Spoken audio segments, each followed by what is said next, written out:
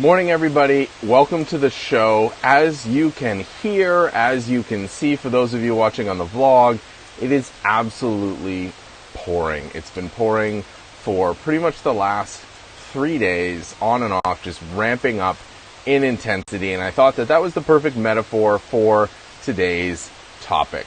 I want to talk about negative environments. In fact, persistently negative environments, and maybe not in the way that you think. So we all know that there's a challenge around toxic work cultures, toxic work environments, but I think there's a bigger issue or a related issue in cybersecurity that we just don't talk about enough. And that is the fact of a negative attitude and a prevalent, persistent negative attitude. And it comes in a really subtle form when you're just starting out in cybersecurity. There is a tendency to use a lot of law enforcement and a lot of military analogies, a lot of imagery, a lot of this sort of like, we are the good guys, we are fighting the bad guys. There are constant threats from cyber criminals and hackers. And while that may be statistically true, being under sort of a red alert nonstop wears down on you. And I don't think people realize just how much it wears down on individuals, on teams, and how much that we're constantly under siege type attitude really has a negative impact on the work, but also on the relationships with the rest of the organization. So if you've seen me give a talk in public over the last 2 years, you've probably heard my little spiel about redefining the goal of cybersecurity. I am a firm believer in the goal of cybersecurity is to make sure whatever systems you're building work as intended and only as intended.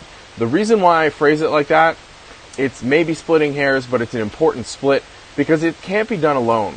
It takes a more positive view on the goal of stopping malicious activity, stopping attacks, stopping cyber criminals, but also preventing mistakes, making resilient systems. These are missing. These last few things are missing from the definition of cybersecurity when you talk about just stopping bad guys and stopping attackers. And that's the more common definition, or at least perception, of security that people have, is that we're here to stop hackers. And yes, that's part of it.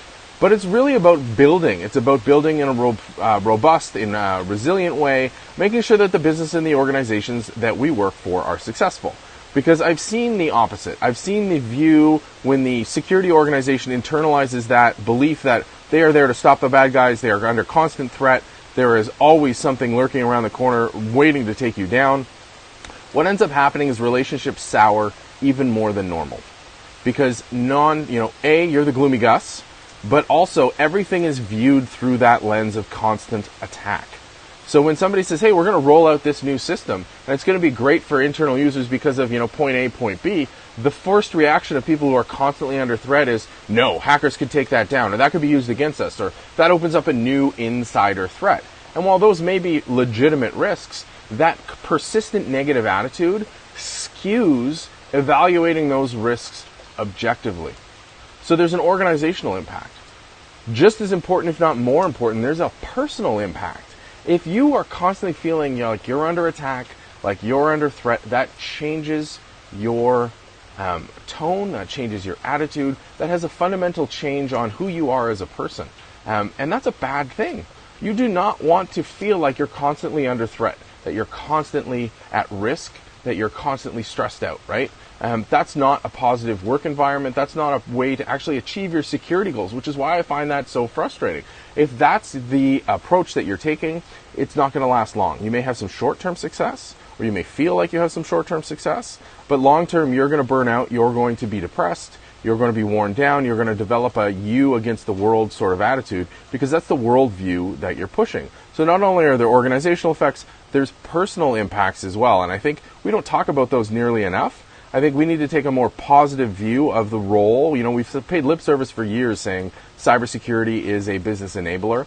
One of the ways you can make it an enabler is by shifting that persistently negative attitude into a more pragmatic one, into a more positive one, into a more collaborative one, working as an educator within your organization. And yes, being aware of the threats that are out there, but putting them in perspective. Just because we see hundreds of thousands or up to millions of attacks per day on the internet doesn't mean that those are going to be successful. It doesn't mean that just because there are constant hits against your firewall that you are under non-stop onslaught that's worthy of your attention. Set up your defenses, build resilient systems, make sure that they're taking care of all that for you. Worry about the bigger stuff. So a pet peeve of mine is threat hunting. People who spin up threat hunting teams, they go, we are going to go find these persistent threats that we know are in our network. First of all, it feels very much like a snipe hunt. If you don't know what that is, Google it. It's hilarious. But it feels very much like, okay, this is a team that's tasked with one thing. They're going to go find existing threats on the network. Ignoring the fact that there's a ton of easy, low-hanging fruit that needs to be done within the rest of the organization, but it's simpler from an organizational point of view to sort of splice off a couple folks and say, your job is to find these crazy deep threats. That sets them right up off the bat with a mentality that threats exist, that they're insidious and difficult to find, and it's going to take a long-term effort to dig it, and they're the only hope. It's a hero mentality. It's a sort of I'm sure there's some psychological complex it lines up with. And it's not that that's not a bad activity. It's just that sets up, again, to reinforce this sort of persistently negative attitude. That's not to say that activity isn't worthwhile in the proper context when you're already able to patch quickly, when you're able to educate your employees and your team members in the organization on making smart security decisions, when you can work and collaborate with the rest of the teams within IT to deliver resilient systems.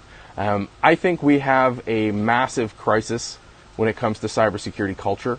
I think we need to very, very much right this. We need to turn it around and go completely, essentially in the other direction when it comes to culture.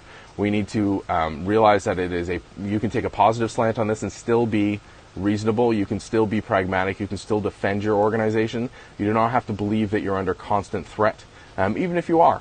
You need to be able to put that in perspective. You need to be able to work with other teams. I know we've tackled some deep stuff here. What do you think? Hit me up online at MarkNCA in the comments down below, as always, on the vlog, and by email, me at markn.ca. I want to know what you think. Do you notice this persistently negative attitude? Do you feel it? What's the impact been on you? How do you battle it? How do you fight against it? How do you become a positive force within your organization? Hit me up, let me know. Let's keep the discussion going. Hopefully it's nicer weather wherever you guys are, even though we need the rain and it's beautiful when you're inside. It'd be nice to see a little bit of sun coming through. Have a fantastic day. We'll talk to you online and we'll see you on the show tomorrow.